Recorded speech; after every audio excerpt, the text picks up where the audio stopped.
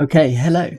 Um, I thought I'd make a video, a devlog, I guess, just an update on my game, the progress I've been making, and also afterwards I want to show you how I did the crafting system. So this first bit of the video, I'm just gonna show you my progress, and then after that, for anyone who's interested, I'll show you the code and how I did various things. All right. So I have a town. So you enter the settlement. It brings up this picture, which is also a menu. So these things are like buttons, I guess, in a way. So you can go to the guild, and philosophically wise, with the game, it's sort of like if you've ever watched anime and how they you go to a guild and you get jobs, and there are people at the guild and they go it's that general idea. That's my general idea about it. So you could rest here if you want, manage your party. So this is the player character. You can rename him or just give him one of the names that I choose. You can obviously level him up like that if you like, and all these stats have meaning and do things, but I won't get into that. Same thing for all the characters that you recruit. So they they do various things. He's a knight, so he gets to wear heavy armor and can use melee weapons, etc. While someone like Zolda or Yuzolda, I guess it is a cleric, so they cast spells. She has a fire staff. You can change their weapon, but I don't have a different weapon. Oh, hang on. I do have a different weapon for you, I think. So you can see that works. And you can change the weapon if you want. You can compare the weapons. This won't look like it when I release this game, but this is just the initial sort of showing the information very quickly and easily for me to do. So you can see everything has a level. I might change that from level 0 to level 1, just add a +1 basically to the code. Yeah, you see he's got a sword and shield now instead of a poleaxe, etc. There is inventory, but oh yeah, it works. Yeah, it needs to update though automatically when I click this button. But yeah, there's inventory. I don't think the description doesn't work yet on the inventory. So I suppose I can go over. So you have a tab with inventory, and then you have different tabs. So it's the equipment that we've got, the materials, the loot that we've gotten from various battles, perhaps. So you could change your party now, but you should recruit some people first, and then I can show you. Oh wait, no, they'll go in. There was enough room in your party, so they'll immediately join. Yeah, so this isn't actually showing anything. So we'll go to the temple and recruit you in your party, and not enough room in your party. So now you can change with Ayla. I don't know. There you go. It's done. So also there's training now. So my player doesn't have any skills at the moment. These are the skill slots down here, but we can learn them. Get some information. Again, this is like a very quick way for me to do it, to show it like this. It shouldn't be like that in the final game. So you can train, learn some magic. Oh, and we could go to our heroes and we could teach them some skills, etc. You can't learn that because it's ranger only. So now you've got these skills. All right. And each like what do you call it? Each building will have different sort of training and stuff. So I can learn magic here. Oh, but I need to have the reputation adored, right? But I've only got reputation popular, but I can get water magic level 3, which is good. Yeah. All right. So what else is there to show? None of this is really done yet. No, that's all basically the same. That's not done yet. We can trade at market, right? So this is, you could buy some gems or something. You type in, I want 10 gems. Or you could sell your gems. I want to sell 100 gems, etc., etc. Oh, that needs to update, doesn't it? Yeah. I'm not sure if did that update? Yeah, this updated, but it should have gone back to 0 or something when we clicked that. Okay. And then finally, the most difficult part of this, the most difficult and I don't know, the most exciting, I guess, part of this review is the crafting. So this took me like 5 days straight, perhaps more than that. No, perhaps less, perhaps 4 or 5 days it took me to work this out. It's very complicated, maybe too complicated, and but this is the crafting system. So okay, we're currently in essence refining. So the idea is you loot a creature, you defeat a creature or something. So let's say we've defeated a bunch of orcs. You can either hand the orc tusks into the guild and get some money and some reputation, things like that, rewards, or you can craft with the orc tusks and receive some essence. You can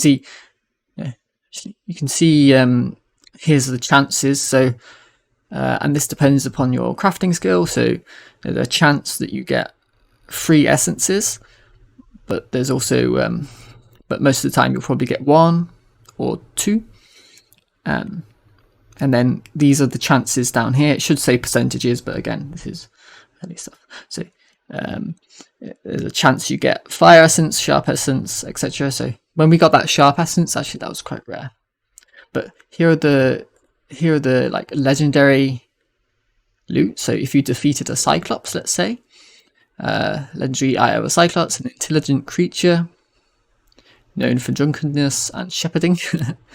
So you can give this to a guild who wants it for a great deal of value, sold for a great deal of gold, or refined for its legendary essence. So so we can refine that, and we got very lucky. So we got a bunch of essences from that. And then, so now you've got in your essence, and let's say you've gone around the map, you brought some resources like some ore and gems and skins and stuff like that. So you've done that, and you've also got some base items. So this is your base item. It goes here in this slot. And then let's say you want to, and you can see this is the potential of the level up. So at the moment we're at 0%. But let's say I add in, like, I don't know, 20 of these. We're at 10 of those, and we're at 100% chance to level up. And then we could add in some essence. So I could make this weapon like have a water damage. So increases the chance of equipment receiving a water die and receiving +1 in water resistance. That's for armor. A weapon can only have 1 extra damage die, but there is no restrictions upon armor.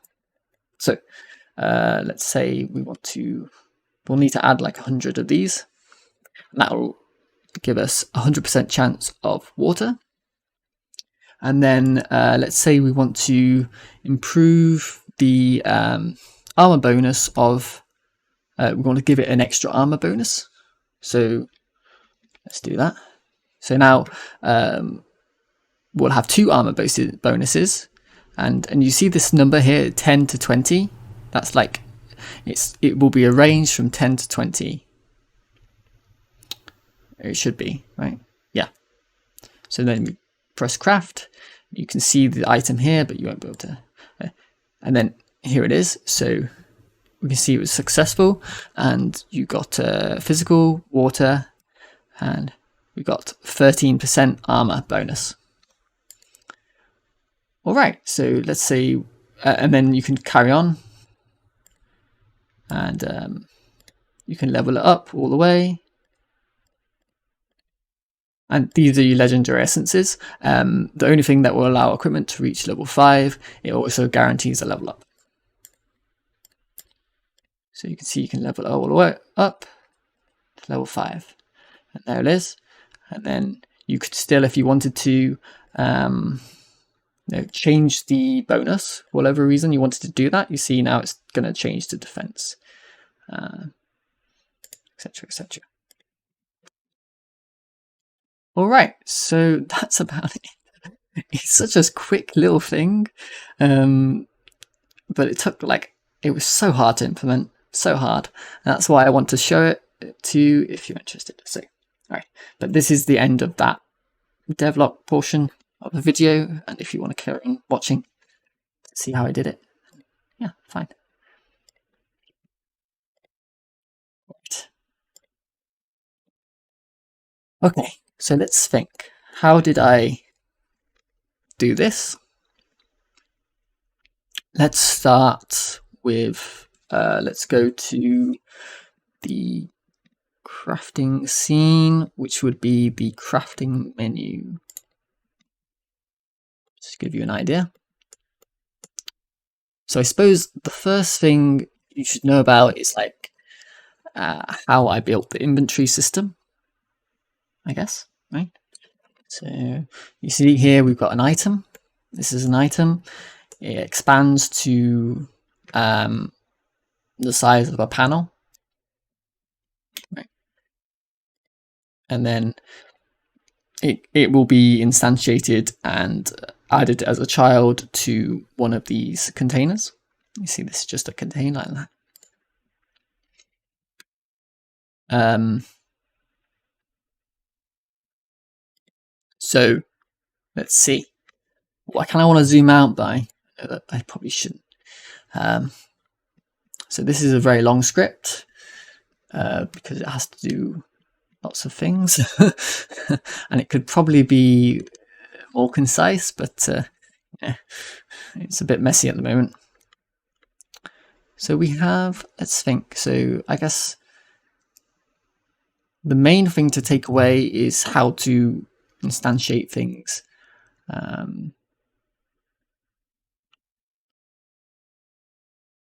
You need to make sure you instantiate them as children. So the main thing is you get your item containers, right? Right, first you get your data. However you want to do that, I don't know. Okay, I guess we start there. First you get your data. That's up to you though. You have to make your inventory data. But there are other ways to do this. You could use resources, I guess. But I like to use dictionaries.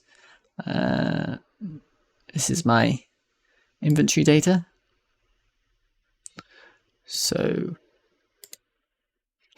we get the inventory data and we make sure there is enough containers. So, you just check that all inventory isn't bigger than the item containers, and if it is, we instantiate a new item container, which is over here. Look, yeah, you saw that.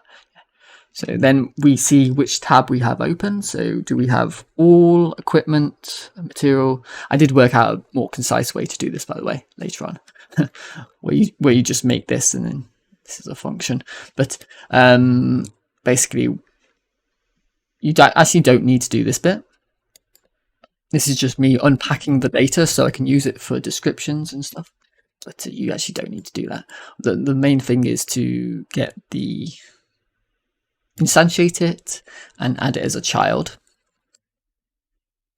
Okay. So now you've done that,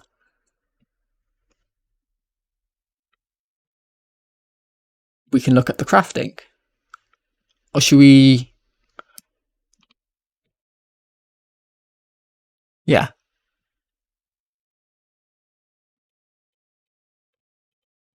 Well, no. Next thing really is to select the item. Yeah. Select the item. So update selected item. You are getting the first node in a group because there should only ever be one item selected in that group. So basically what happens is, this is selection, but everyone knows how to do this, but I'll just show it anyway. You you click on it here, right? Selected equals not selected, or selected equals true, whatever you want. And then if it's true, then you get the tree, you call the group item selected, you set it to false, which will remove it from the selected group, and then you add it to the group. So that's exclusive selection. And you can have different types of selection, but that's not important right now. So you've selected it, but now we want to check, and I did it here for a reason. I didn't do it here because I can't remember why. I think because this is unique. I don't know. Yeah, something. So we go into the crafting menu and we update it. And then we update descriptions, and then we do some logic. So let's do some logic. Crafting button logic. Now we can look at various information inside the crafting item that we have selected, because I unpacked it earlier, didn't I? So yeah.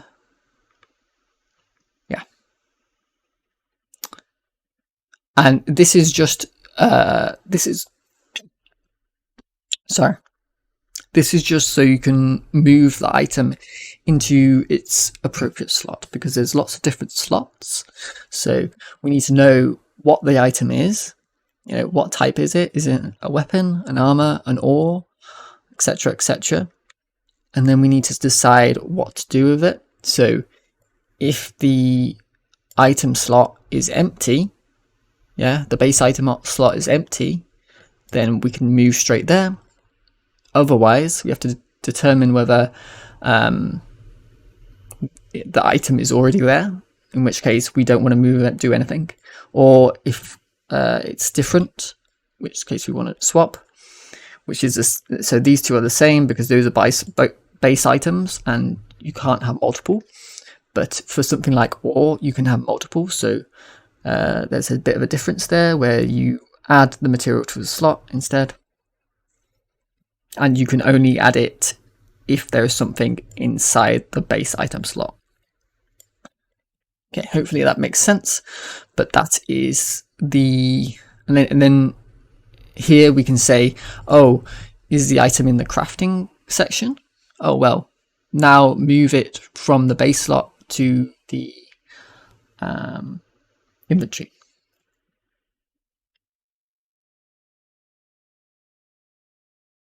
And then if you haven't selected anything, that means you want to craft. So there it is. Okay.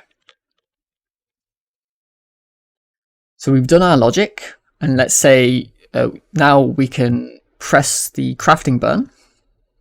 Oh yeah, I should go over something fundamental to this, which was that I decided for whatever reason to have just one button for everything.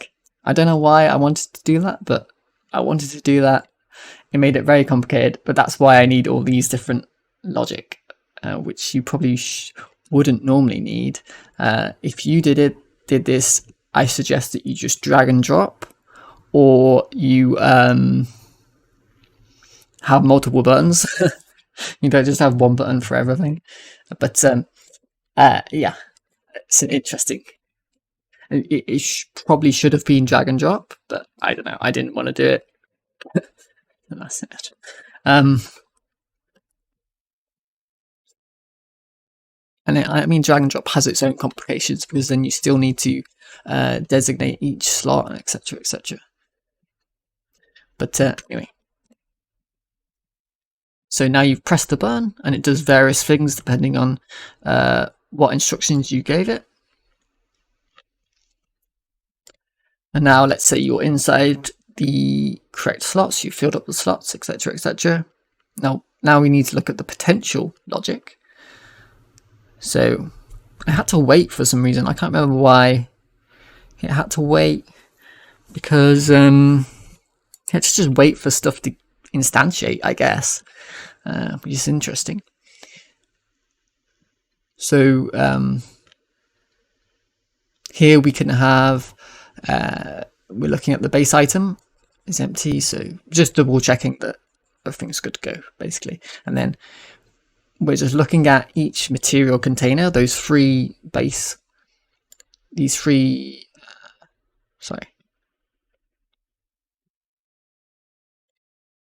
slots. We're just looking at each one, and we're counting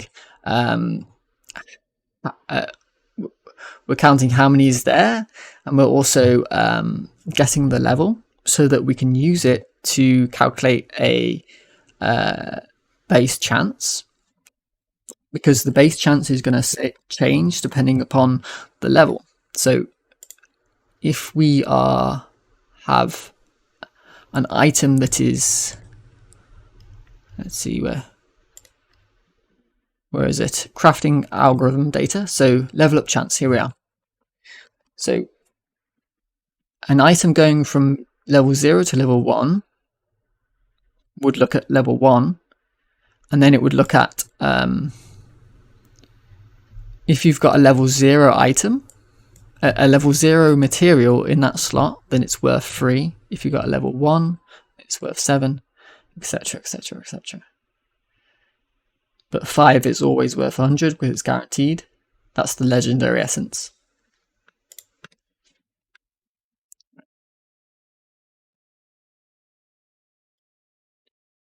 So you've worked out your leveling up chance. Then we need to do like the essences. So we're just finding out what essence is in that slot, and we're assigning it to these two values, basically, the chance and the type. The chance is just the amount at the moment, with a modifier from a crafting skill that I'm going to add later on. And then the essence is type, which it would be in item data. And you see we have, let's say, hardened essence, and we see its aspect is bonus, its type is essence, yeah, and its item key hardened, yeah. So you can see it's at level 0, but yeah, aspect bonus. But no, this is what you, aspect value. Oh, effect. That's what we were looking at. Effect earth. Yeah. There you go. So the effect, and then we're checking. Oh yeah, we're checking here. This is physical or elemental, because I didn't want, let's say, a fire staff or a fire orb to be able to be upgraded by piercing damage or physical damage. And then we care a lot less about the armor. There's a lot less going on there because there's no limitations upon it.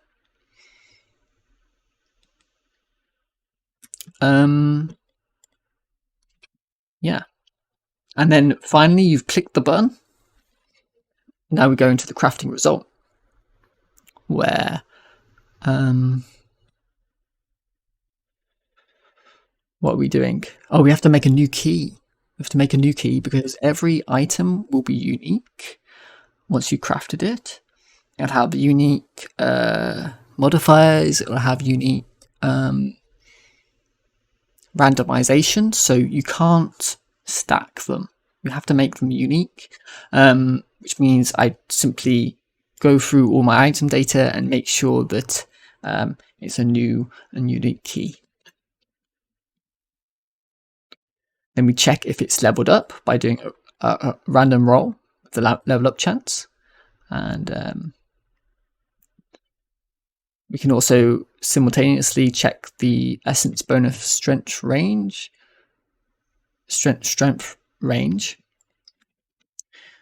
Then we roll for the essence value, which is the damage die or the armor plus.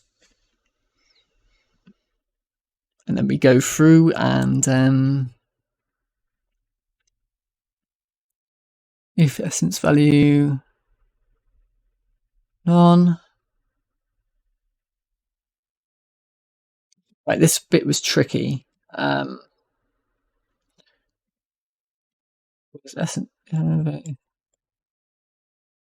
Right, this is if you've added a die, but it's exactly the same one that you did before, or there's nothing there.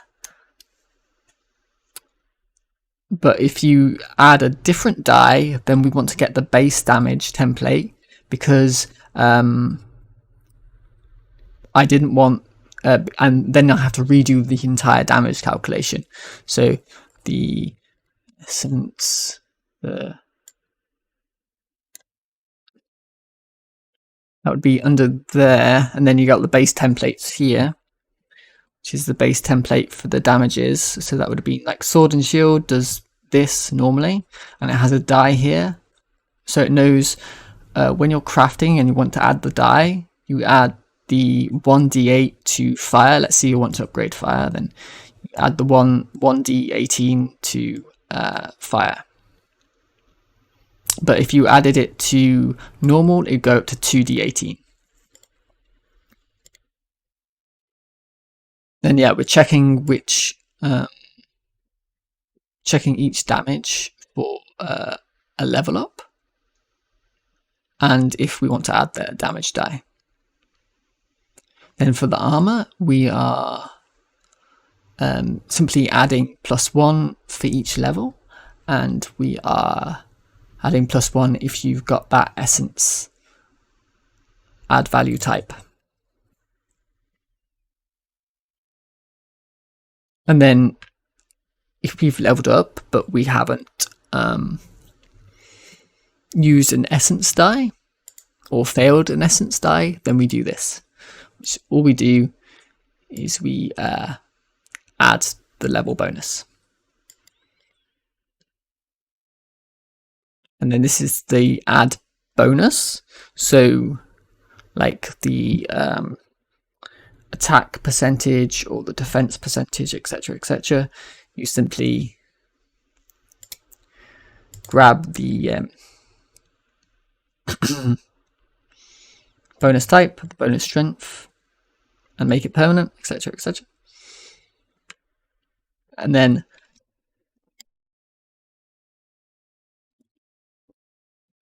we instantiate an item to show like this is the crafting result. We take your money. We take your money, and then we reset everything. And then there's some stuff for refining, but that's relatively simple in comparison. That's basically the same thing. But I just wanted to give you a quick overview about how I did it. If you've got any questions, please leave a comment, or you can even DM me on Discord. That's fine. Or actually, I am starting to stream. I stream every day on Twitch and on Kick. So, and you can probably find me in the game development section. All right. Cheers.